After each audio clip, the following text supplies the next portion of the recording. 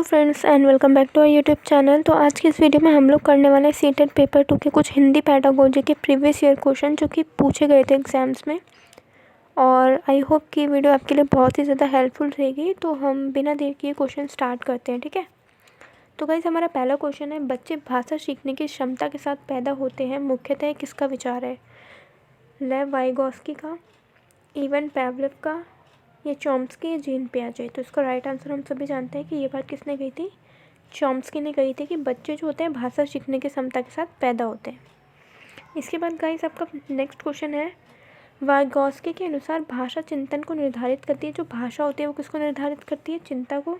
ये चिंतन भाषा को निर्धारित करती है, या भाषा एवं चिंतन एक दूसरे स्वतंत्र रूप से विकसित होते हैं, या भाषा एक अर्जित योग्यता है? देखिए ये बात किसने कही थी कि पहले हमारी क्या आई है? भाषा आई है, फिर हमारा चिंतन आता है, ठीक है। पहले क्या आती है? भाषा, फिर चिंतन आता है। ये कही थी हमारी बात वाइगोस्की ने। तो राइट आंसर हो जाएगा फर्स्ट। और जो हमारे पियाजे थे उन्होंने बोला था कि सबसे पहले क्या आता है? थॉट आता है, उसके बाद भाषा निर्धारित होती है, ठीक है।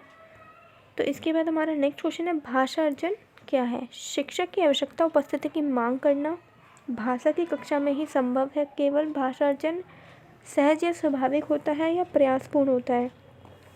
तो इसका हमें राइट आंसर पता है, थर्ड है। जो भाषा अर्जन होता है ये सहज एवं स्वाभाविक होता है। ये आपका जनवरी 2012 में क्वेश्चन पूछा गया था, 2012 में। सुमन बचपन से ही गुजराती बोल समझ सकती है, वह कभी विद्यालय नहीं जाती। यह उदाहरण है। मतलब सुमन जो है वो बचपन से गुजराती बोल समझ लेती है, लेकिन वो अभी तक विद्यालय नहीं गई। तो यह उदाहरण किसका है? तो ये उदाहरण है हमारा भाषा अर्जन का।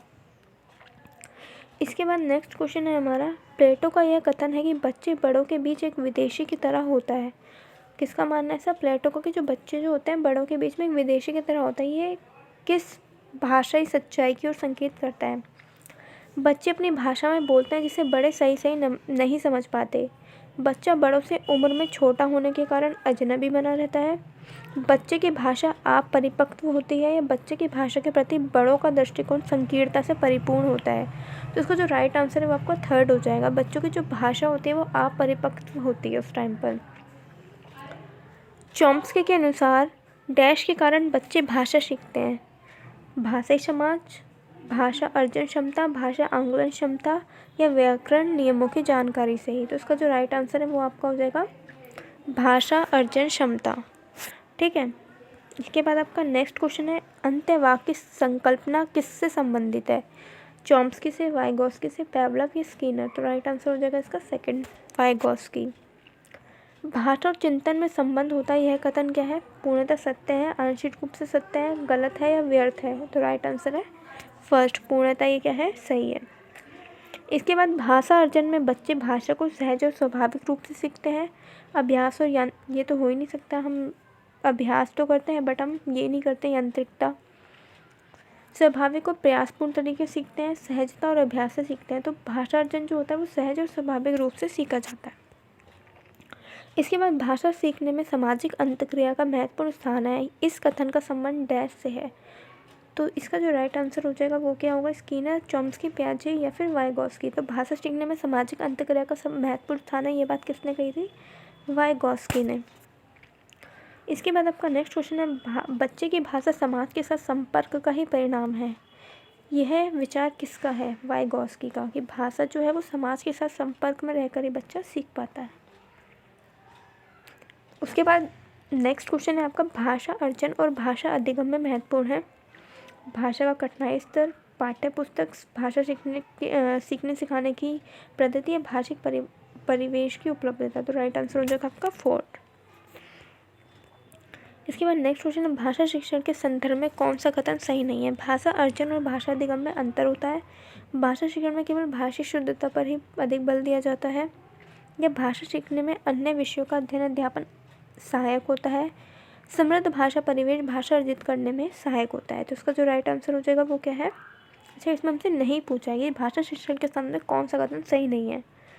तो देखिए इसमें केवल वाला जो है ना, केवल, ये हमारा नेगेटिव है, तो ये हमारा राइट आंसर है। भाषा शिक्षण का संप्रेषण परक उपागम भाषिक संरचनाओं की जानकारी पर बल देता है। संदर्भ में भाषा प्रयोग की कुशलता पर बल देता है। तो संदर्भ की बात होगी ना, जहाँ पे भी संदर्भ में पूछा होगा तो वो आपका पॉजिटिव हो जाएगा। तो राइट आंसर आपका सेकंड है। इसके बाद नेक्स्ट है, निम्नलिखित में से कौन सा उच्च प्राथमिक स्तर पर भाषा शिक्षण का उद्देश्य नहीं है? सही रूप में समझना, व्याकरण के नियमों को रटना। देखिए रटना जो हमारा नेगेटिव होता है, तो इसलिए हमारा राइट आंसर हो जाएगा सेकंड, नेगेटिव है। ओके, सेकंड हमारा राइट आंसर हो जाएगा क्योंकि हमसे नहीं पूछा था। उच्च प्राथमिक स्तर पर कहानी कविता पढ़ने के बाद यह जरूरी है कि बच्चे प्रश्नों के लिखित उत्तर दे सके, उसे अपने शब्दों में दोहरा सके, विपरीत भाव की कहानी या कविता लिख सके, उन्हें अपने अनुभव संसार से जोड़ सके। तो राइट आंसर हो जाएगा आपका 4 कि उन्हें अपने अनुभव संसार से जोड़ सके। इसके बाद नेक्स्ट है, उच्च प्राथमिक स्तर पर हिंदी भाषा की समावेशी कक्षा का स्वरूप निर्धारित करने में सर्वाधिक महत्वपूर्ण अभ्यास कार्य, आंकलन, शिक्षण प्रक्रिया या पाठ्य पुस्तक। तो राइट आंसर हो जाएगा इसका सेकंड, शिक्षण प्रक्रिया। तो ये थे आपके कुछ। ओके, नेक्स्ट हो रहा है एक और।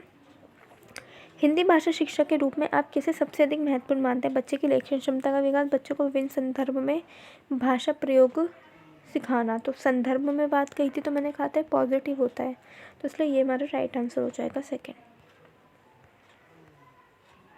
भाषा शिक्षण के संदर्भ में किसी शिक्षक के लिए सर्वाधिक महत्वपूर्ण है पाठ्य चर्चा सहगामी क्रिया का आयोजन करना, भाषा प्रयोग में अधिक अवसर प्रदान करना। तो राइट आंसर हो जाएगा भाषा प्रयोग के अधिक अवसर प्रदान करना।